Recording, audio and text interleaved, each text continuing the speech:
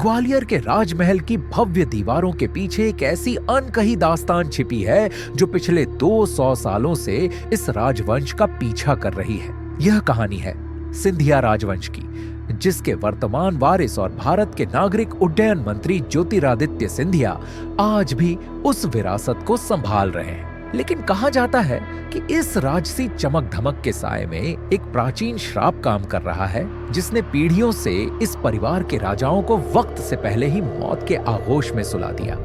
इस रहस्य की शुरुआत होती है सिंधिया वंश के संस्थापक महादजी सिंधिया के द्वार से।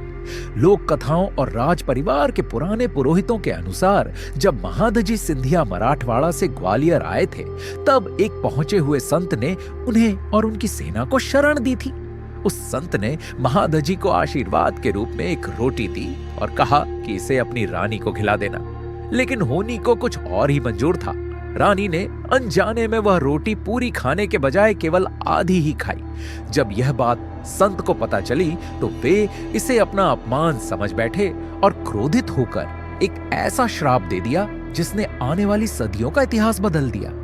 संत ने दहाड़ते हुए कहा कि सिंधिया वंश की 7 पीढ़ियां तो ग्वालियर पर शान से राज करेंगी, लेकिन उसके बाद सत्ता का सूरज ढलने लगेगा।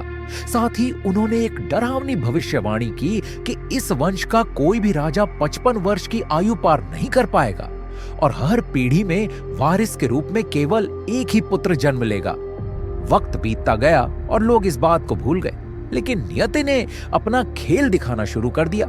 ताज्जुब की बात यह है कि साल 1947 में जब देश आजाद हुआ, तब जीवाजीराव सिंधिया इस वंश की ठीक 7वीं पीढ़ी थे, जिनके समय में राजशाही का अंत हुआ।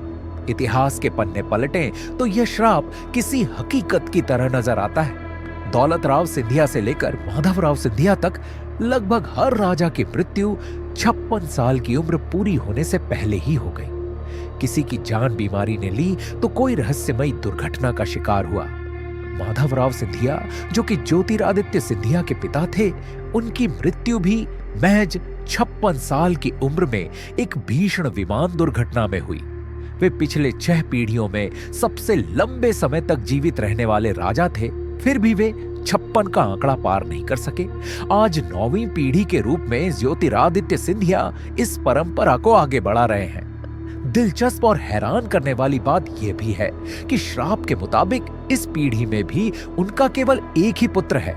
हालांकि विज्ञान और तर्क इसे महज एक इत्तेफाक या जेनेटिक संयोग मान सकते हैं, लेकिन ग्वालियर की फिजाओं में आज भी उस संत की आधी रोटी और उस प्राचीन श्राप की चर्चा होती है।